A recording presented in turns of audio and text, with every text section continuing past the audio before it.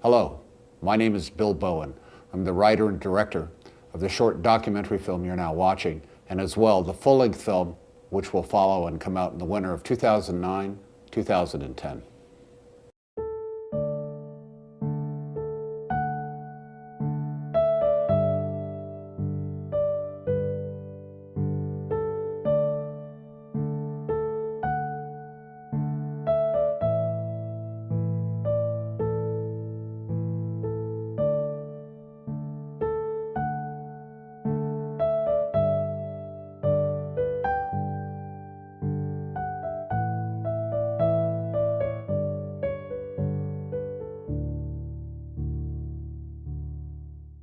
This is Tasha Cran.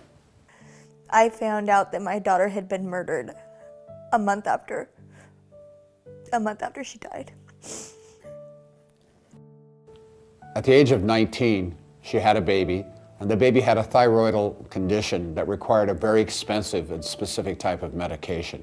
Tasha left Washington State because of an abusive relationship she was in, and she traveled to Oregon in order to try to obtain medical insurance for her child so that she could get that vitally needed medicine. Instead, the state of Oregon, CPS, charged her with medical neglect when she asked for that help and took her child from her. Tasha was told that her daughter would be placed either with the foster parents, who Tasha knew loved the little girl and would take care of her, or with her aunt in Washington State, who had a licensed medical foster home, and Tasha was quite comfortable with that. Instead, unbeknownst to her, the little girl was sent to live with an aunt and uncle of the abusive father in Mexico. I was born and raised in the United States.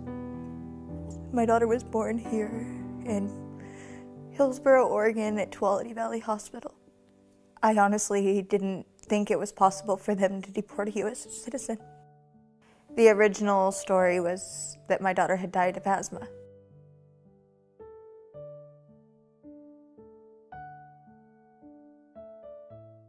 She's got them periorbital, which means around the eyes. That was purposeful. Somebody had hit that. A child to get bruises around the kidneys, somebody had to hit her. On the abdomen, somebody had to hit her. Lacerations to the kidneys, somebody had to hit her. Violent force trauma. It shows no self-defensive wounds, which means, the girl has been used to this for a while, so she just allowed it to occur because it was her fault, she would think.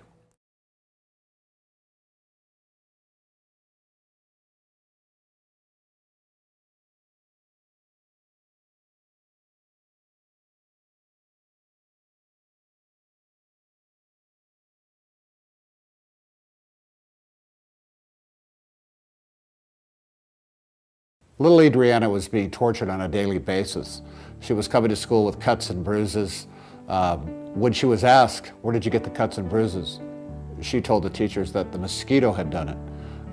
Mosquitoes don't carry bats. When neighbors felt sympathetic for her and offered her food, one time she was offered soup, which she accepted and ate, and she had both of her hands placed onto a hot stove. Once they were burned, the aunt and uncle then rubbed toothpaste into them to teach her not to take food from people.